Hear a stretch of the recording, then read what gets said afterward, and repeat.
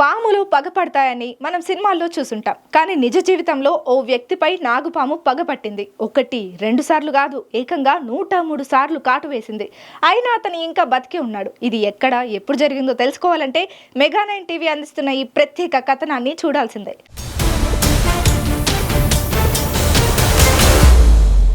సౌందర్య నటించిన శ్వేతనాగు సినిమాను చాలా మంది చూసే ఉంటారు. ఆ సినిమాలో సౌందర్యపై ఓ పాము పగబడుతుంది, వెంటాడుతుంది. సరే, ఇది కల్పితం సినిమా అని అందరూ అనుకున్నారు. కానీ సరిగ్గా అలాంటి ఘటనే చిత్తూరు జిల్లాలో జరిగింది. ఇప్పటికీ జరుగుతూనే ఉంది. ఇది ముమ్మాటికి నిజం. నిజ జీవితంలో ఇది సాధ్యమా అంటే కాదని చెప్పలేం. కానీ పరిస్థితులను చూస్తుంటే నమ్మాల్సి వస్తుంది. సరే, 1, 2 సార్లు అంటే ఓకే. అలా కాకుండా ఏకంగా 103 సార్లు పాము కాటుకు గురైన వ్యక్తి బతికే ఉన్నాడు. అది ఎలా అనుకుంటున్నారా? అవును, ఇది నిజమండి. పాము కాటుకు గురైన ఓ వ్యక్తి ఎలా బతుకుతాడు? ఇది నిజమేనా? అసలు 103 సార్లు పాము కాటుకు గురైన వ్యక్తి బతుకున్నాడా అనే కోణంలో మెగా9 టీవీ ఎక్స్క్లూజివ్ విజువల్స్ సంపాదించింది. స్వయంగా ఆ వ్యక్తి దగ్గరికి వెళ్ళి వివరాలు తెలుసుకునే ప్రయత్నం చేసింది.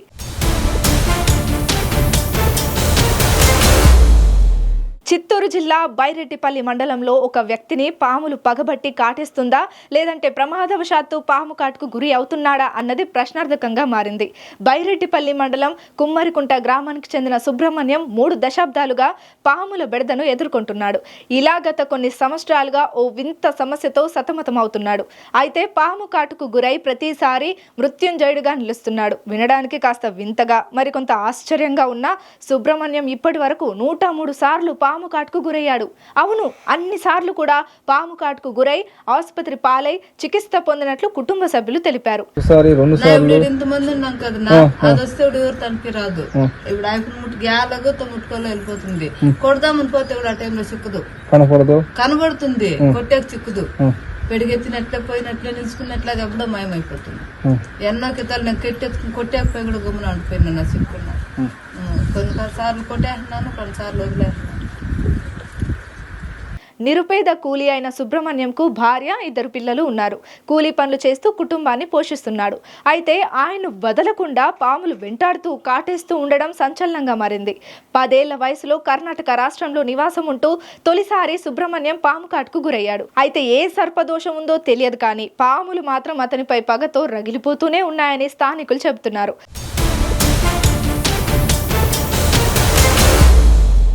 సుబ్రహ్మణ్యం ఏ పొలంలో ఉన్నా, ఎక్కడ పనిచేస్తున్నా అక్కడికి వెతుక్కుంటూ పాములు వస్తున్నాయి. అతని ముందు ప్రత్యక్షమై కాటు వేయడం వింతగా మారింది.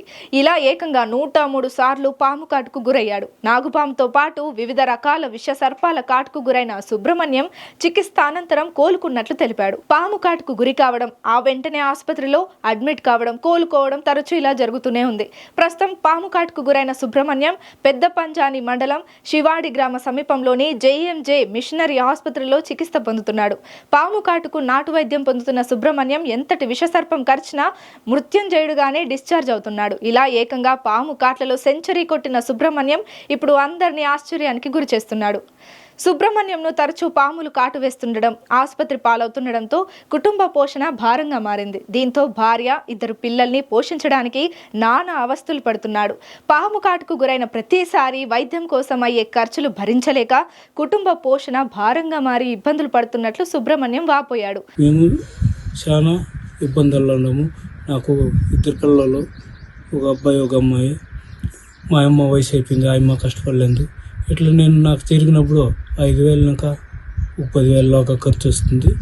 అట్లా నెలకు నెల ఇట్లా జరుగుతూ ఉంది. కాబట్టి మాకు జీవనం జరిగేది కూడా చాలా కష్టంగా ఉంది. ఇప్పుడు ఏమన్నా పనికి పావాలంటే కూడా మా వాళ్ళు ఎవరు నన్ను పిల్లరు. వీని కూడా పోతే పాములు వస్తాయి, మనకు పని పంచేట అవుతుంది. వానికి ఏమన్నా అట్లా జరిగినప్పుడు వాడిని హాస్పిటల్కి ఎత్తుకొని పోవాలా అట్లా అని చెప్పేసి ఇప్పుడు పని పిలిచే వాళ్ళు కూడా లేరు. ఖాళీగా ఇంటికాడ కూర్చున్నాను.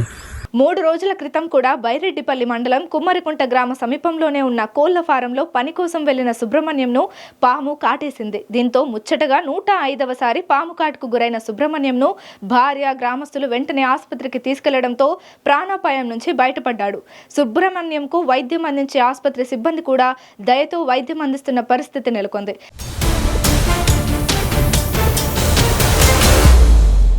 ఇలా ఒంటి నిండా పాము కాటుకు గురై తరచూ ఆసుపత్రిలో అడ్మిట్ అవుతున్న సుబ్రహ్మణ్యంను ఆసుపత్రి యాజమాన్యం కాస్త దయతలిచి వైద్య ఖర్చులు తగ్గించి తీసుకుంటోంది.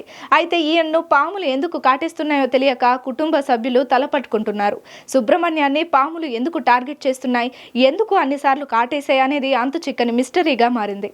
అయితే కొంతమంది పాము కాటుకు చనిపోతారనేది వాస్తవం. అయితే ఇలా ఎందుకు జరుగుతోందని అనుమానం వ్యక్తం చేస్తుంటే మరికొంతమంది మాత్రం పూర్వజన్మలో ఏదైనా పామును చంపి ఉంటాడని, అందుకే ఇలా జరుగుతోందని కొందరు చెప్తున్నారు. చిత్తూరు జిల్లా బైరెడ్డిపల్లి మండలం పెద్ద చెల్లారుగుంట గ్రామ పంచాయతీ కుమ్మరుగుంట గ్రామము. నా పేరు సుబ్రహ్మణ్యం. నేను 5వ క్లాస్ చదువుతున్నప్పుడు ఇంకా ఇప్పటి వరకు 103 సార్లు పాము కాటేసింది. అప్పుడైతే 6 నెలలకి సంవత్సరానికి అట్లా కరుస్తాండే.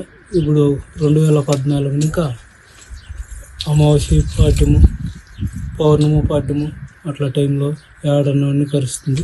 ఒకవేళ ఆ టైంలో తప్పించుకున్నా కూడా ఒక 8-10 రోజుల మధ్యలో అమావాస్య పాడ్యము, పౌర్ణము పాడ్యము మధ్యలో తప్పించుకున్నాకు మిగతా మామూలు టైంలో ఆ టైంలోనూ ఒక టైంలో ఏడన్నవన్నీ వచ్చి కాటేస్తాము.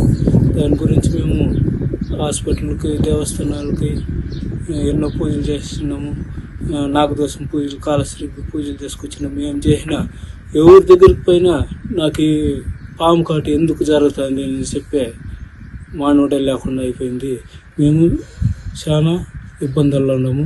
నాకు 2 పిల్లలు, ఒక అబ్బాయి ఒక అమ్మాయి.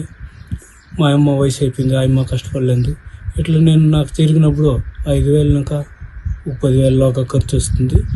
అట్లా నెల ఇట్లా జరుగుతూ ఉంది. కాబట్టి మాకు జీవనం జరిగేది కూడా చాలా కష్టంగా ఉంది. మమ్మల్ని గవర్నమెంట్ ఆదుకొని ఏమన్నా ఆర్థిక సాయం చేయాలని కోరుతున్నాం సార్. నాకు కూడా పుట్టిన వాళ్ళు వెనుక ముందు కూడా ఎవరు అన్నదమ్ములు, అక్కల చెల్లెళ్ళు ఎవరు లేదు.